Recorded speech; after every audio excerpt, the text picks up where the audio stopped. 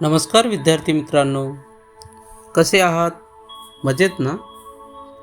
मी NASA येवतीकर आपल्यासाठी घेऊन आलोय दिनविशेष माहिती.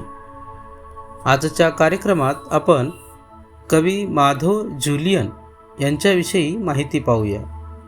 लक्ष देऊन ऐका हं, कारण या माहितीच्या आधारे तुम्हाला 5 प्रश्नांची उत्तरे द्यायची आहेत. चला तर मग ऐकूया. कवी माधव ज्युलियन. मराठी साहित्यात विनोद, उपरोध, प्रणय आणि तत्त्वज्ञान यांचा सुंदर संगम साधणारे कवी म्हणून माधव ज्युलियन यांचे नाव अत्यंत महत्त्वाचे मानले जाते. त्यांच्या कवितांमध्ये कल्पकता, भाषेवरील प्रभुत्व आणि आधुनिक विचारांची छटा दिसून येते. मराठी काव्य परंपरेत त्यांनी आपली स्वतंत्र ओळख निर्माण केली आहे. माधव ज्युलियन यांचे मूळ नाव माधव त्र्यंबक पटवर्धन असे होते.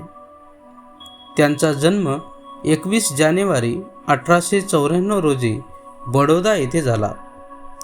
ते संस्कृत, इंग्रजी आणि मराठी ह्या भाषांचे अभ्यासक होते. माधव ज्युलियन हे मुंबई विद्यापीठाच्या मराठी साहित्यातील पहिल्या डी.लिट. पदवीचे मानकरी आहेत. आपल्या साहित्यिक लेखनासाठी ज्युलियन हे टोपणनाव त्यांनी स्वीकारले. शिक्षणामुळे आणि वाचनामुळे त्यांची साहित्यदृष्टी समृद्ध झाली होती. गझल व रुबाई हे काव्यप्रकार फारसीतून मराठीत प्रथम आणण्याचे श्रेय त्यांनाच देण्यात येते. मुलांनो, तुम्हाला माहीत आहे काय? प्रेमस्वरूप आई, वात्सल्य सिंधू आई, बोलावू तुझ आता मी कोणत्या उपायी. ही आईची आठवण नावाची कविता कोणी लिहिली असेल? तर माधव ज्युलियन यांनी ही कविता लिहिली आहे. माधव ज्युलियन हे मुख्यतः कवी म्हणून प्रसिद्ध होते.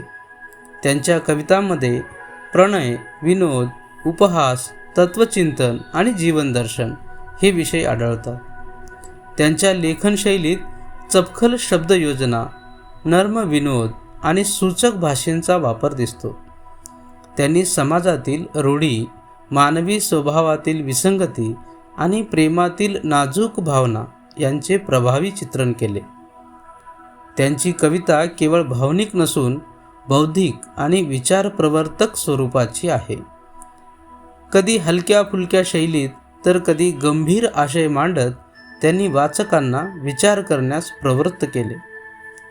त्यांच्या कवितावर पाश्चात्य साहित्याचा प्रभाव दिसून येतो, तरीही त्यांची मुळे मराठी संस्कृतीतच घट्ट रोवलेली आहेत. वर्ष 1936 मध्ये जळगाव येथे झालेल्या 22वे मराठी साहित्य संमेलनाचे ते अध्यक्ष होते. माधव ज्युलियन यांनी मराठी कवितेला नवीन वळण दिले. पारंपरिक काव्यरचनेपेक्षा वेगळी वाट चोखाळत त्यांनी आधुनिकतेची बीजे पेरली. त्यामुळेच ते आधुनिक मराठी काव्याच्या जडणघडणीत महत्त्वाचे स्थान मिळवतात. त्यांच्या साहित्याने मराठी कवितेचा आवाका अधिक व्यापक झाला. 29 नोव्हेंबर 1939 मध्ये माधव ज्युलियन यांचे निधन झाले. माधव ज्युलियन हे मराठी साहित्यातील एक प्रतिभावंत कवी होते. त्यांनी दिलेले साहित्यिक योगदान मराठी साहित्याच्या इतिहासात कायम स्मरणात राहील. त्यांच्या लेखनातून जीवनाकडे पाहण्याची एक वेगळी, सूक्ष्म आणि विचारशील दृष्टी आपल्याला मिळते. मुलांनो, तुम्हाला ही माहिती कशी वाटली? नक्की कळवा हं. चला, आता या माहितीच्या आधारावर काही प्रश्न आणि उत्तर पाहूया. पहिला प्रश्न, माधव ज्युलियन यांचा जन्म कोठे झाला? बरोबर उत्तर आहे बडोदा येथे माधव ज्युलियन यांचा जन्म झाला. दुसरा प्रश्न, माधव ज्युलियन यांचे मूळ नाव काय होते? बरोबर उत्तर आहे माधव जुलियन यांचे मूळ नाव माधव त्र्यंबक पटवर्धन असे होते. तिसरा प्रश्न. वर्ष 1936 मध्ये 22वे मराठी साहित्य संमेलन कोठे संपन्न झाले? बरोबर उत्तर आहे जळगाव येथे वर्ष 1936 मध्ये 22वे मराठी साहित्य संमेलन संपन्न झाले. चौथा प्रश्न. कोणत्या विद्यापीठाने माधव जुलियन यांना मराठी साहित्यातील पहिली डी.लिट. पदवी दिली? बरोबर उत्तर आहे मुंबई विद्यापीठाने माधव जुलियन यांना मराठी साहित्यातील पहिली डी.लिट. पदवी दिली. आणि आता शेवटचा 5वा प्रश्न. आईची आठवण ही कविता कोणी लिहिली?